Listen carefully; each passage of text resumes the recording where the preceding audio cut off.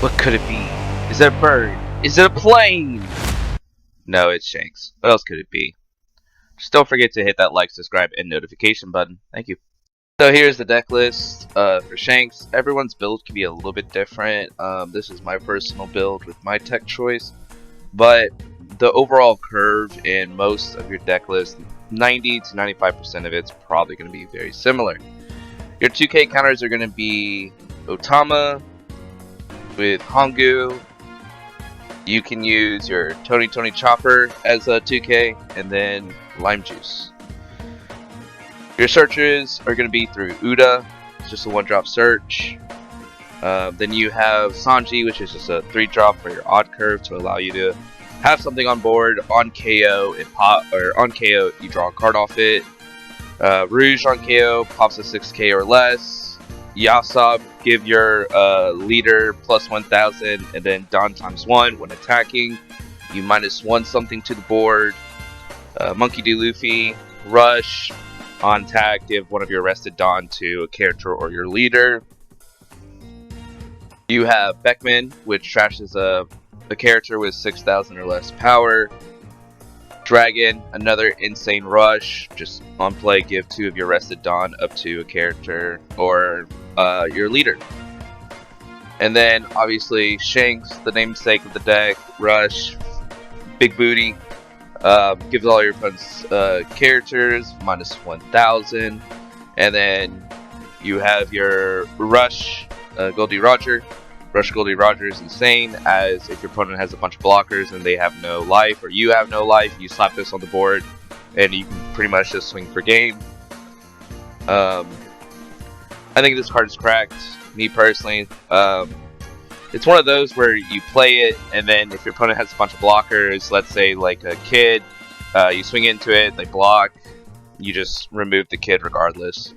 And then you have Divine Departure. You can use it as a main, which pops at 8000 or less, or you can use it as a counter +3. It's up to you.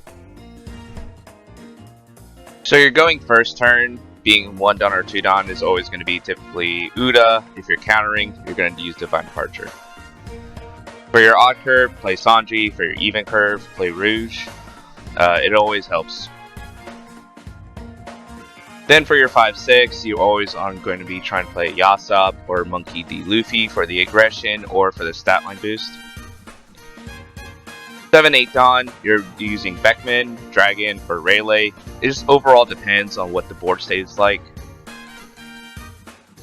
9/10, slam that Dragon, slam that Shanks. You're always going to want to be aggressive and always take control of the board state, no matter what the situation is like. Tech choices for the deck are always going to be kind of different. For Shanks, I think the 3 tech choices are going to be the Rush Luffy if you want to be able to remove a blocker. Same mindset with the Edward Newgate if you want something that allows you to essentially remove something on board at all times. And then the Red Hawk is also really strong, as it allows you to go up to 9 and then pop something with 4 or less. So let's talk about the pros and cons of this deck. The pros are that it's very aggressive. It can almost answer any board state at any time, as it allows you to dictate the tempo of the game. And that's really strong in One Piece, as we are a resource reliant game. We always want to be in the aggressive seat, and we always want to be dictating the tempo for the game. The cons, it can break. You can have games, as like one of our shorts implies, where you just see no counter, no counter, no counter, big boy, you don't see curve, and you don't really have a way to address it. We don't really have a lot of draw, we don't really have a lot of searches, we don't really have a lot of that. So our opening hand and what we draw really dictates how the game will progress for this deck. So here is some gameplay to basically show exactly what this deck is capable of doing. So here we have our first matchup. We're going up against an Usopp, starts off the stage. I don't have Uda, so we just pass. We know he's just going to play blocker, swing 6. We're just going to counter. And then we're just going to swing 5. He's going to block, draw a card, play Rouge. We already know this is going to happen. But the Rouge puts a lot of pressure, because now he's forced to swing 6 first. We'll probably end up taking, maybe countering. In this instance, I chose to take just because I want to see more cards looking in my hand. I have way too many high-end. I need to see some other cards. Unironically, that blocker Luffy actually is really powerful in this matchup because he just plays a bunch of blockers. Using the Divine Departure here is actually really good because it allows you to make sure that the Frankie dies and whatever summons will also die, and then you can still get a swing on it because you know he's going to go Rebecca into Kairos into something else, and you know that the Rouge is going to get bounced. So the Rouge has no value, so just use it as a swing. There's nothing that like sucks worse than just holding on to it and it gets no value, but it is what it is. So I take it. In this instance, I chose to just swing 5, make him draw the card, play the Rayleigh, make it to where if the Kairos does swing, it only swings for like 5. It's not the end of the world. We see him play this card. I'm gonna be honest, I haven't seen that many Usopp's play this Harujin, but we do have the answer in our hand because we know he has 2 Dawn left up.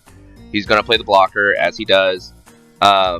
I'm going to use it here, my ability to see if he swings with Kairos, which he does. I'm going to counter the Kairos, and then here, as you can see, we just play this.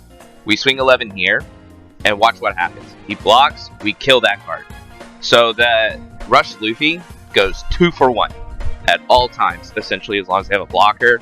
And now that's a really big hit, because now he can't go -4 something to my board, and I already have a very well-established board. So he's probably going to block her up, play some other cards as you can see. He doesn't want to dictate to a pretty big swing, because if he does that, then he doesn't really get to establish a bigger board than he already has. But we're just going to counter, use effect, all that good stuff. And then here, before I do this, we're just going to drop the Shanks. This is where you see like the power of like this Rush Luffy. Just being able to essentially, he knows without a doubt that he cannot protect that Kairos. That Kairos will die no matter what. So he does the smart thing and he just lets it die, which is not a bad choice. I'm always going to go in this scenario for the minusing. I don't really care if he adds. As far as I'm concerned, that's more Dawn that he has to dedicate to his plays. Here he does the exact same thing. He plays this. He KOs the Rayleigh. It is what it is. It's not the end of the world. At least in my eyes, it's not. We just play Dragon, we just dedicate Swing 8, as you can see. For this next matchup, we're playing against Blackbeard. This should be one of our easier matchups. We are off curve though, so we're going first, and as you can see, our hand is not great. So going into this, I've decided I need to starve him. I need to make sure that whenever I do end up swinging, he's not going to be able to basically protect his board or be able to protect his life. Mostly because I'm going to force him to pitch a card every single turn and not really swing anything into his. As you can see, I'm choosing to play the Yasop. I'm not going to play the Luffy yet. I want to be able to swing with that Luffy if possible next turn to make sure that whatever, if he summons anything and he somehow, some way puts something in rested position that I need to get rid of, I can at all times. But as you can see, I'm more than happy just to swing 5, play this, pass, keep up the Dawn, go be able to use Divine Departure. And it's working out because, as you can see, we just do this. Now he's going to be in a pickle. He chooses to swing 6. I think this is really bad on his part. You need to keep your Burgess up. If you are a Blackbeard player, you need to have multiple Burgess or you're just in a very awkward spot. Because then I'm able to just do this, where I just attach 1, swing 7, and as you can see, he has 2 cards in hand. I know for a fact that he's just going to end up going Kuzan next turn, but I decide that this is a good turn to go ahead and just put as much pressure on board. I have the Goldie Roger in hand, so I kind of want him to get to like a very low life. And just know that next turn he's going to go 10 drop. If he goes 10 drop, he cannot address my board. I have way too many Rush Luffys. I have the Yasop, and then also I have my leader swing. So I know that more than likely 1, if not 2 swings next turn are going to get through, just because he's going to have to respect the fact that I will be playing a Shanks. And that's kind of what ends up happening. I just play the Shanks. Let him know it's there at all times. See what he does. He counters for that. We swing 7. Swing 7 again. He counters that.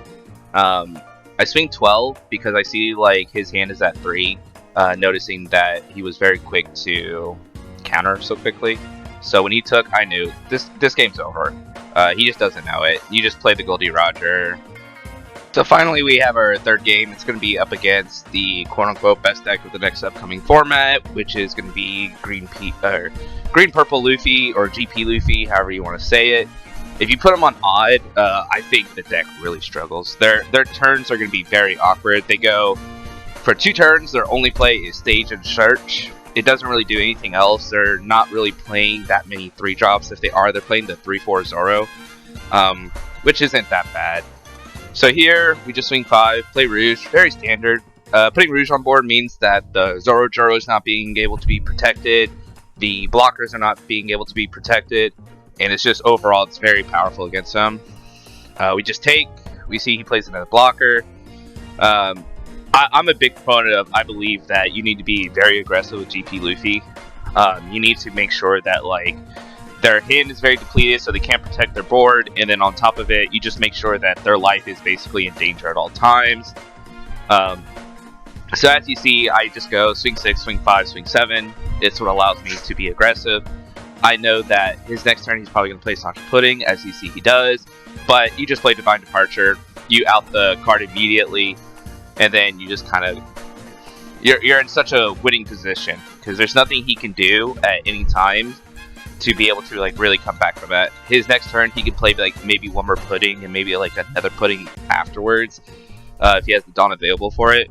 But it sucks to say, but it's just not very good. So as you see, I just out. And then we just swing 6, swing 6, make him rip some more cards. As you can see, he's already down to 2 life, no board, 6 cards in hand. He's playing a Searcher. This tells me he does not probably have the Pudding, which is very, very, like, good for me, essentially. He plays that. I think this is kind of, like, also, like, a misplay on his part, because he knows that, like, I'm just dropping a Shanks. Like, there's nothing he can do about it. And if I play a Shanks, I out that card. Now I have a Shanks on board, minusing 1 his whole board. He has no board, so he can go... Putting Sanji, Stage, like he needs to be playing some cards. He plays Zoro Juro, sees more cards. Here, he could probably play another 6-drop Luffy, try to get like some pressure on me. Or he can go putting Sanji. But overall though, it seems like he's in like a really bad spot. So he plays blocker, plays another blocker, protects. I just know, slam that Shanks and just recognize that, oh, what is he going to do in this scenario? And so he blocks both, he draws. I think this is a conceding point from most players' ends. When you're just looking at your hand and you know that, like, I don't even know how to, like, come back from this. Even if I play this, there's no coming back from it. But he's going to give it his best shot. But I think he just realizes that, yeah, it's game. Thank you again for watching our little guide to Shanks, a build for you to maybe test, make some adjustments, see what's good for you. I'm a big proponent of, I don't believe in net decking. I believe you build the deck that's best for you personally, because you're always going to perform better with the deck that you are comfortable with. Don't forget to like, subscribe, hit that notification icon, and always remember, swing for game. I hate you. You are all bad players. You suck. You suck. My penis is large. Takes you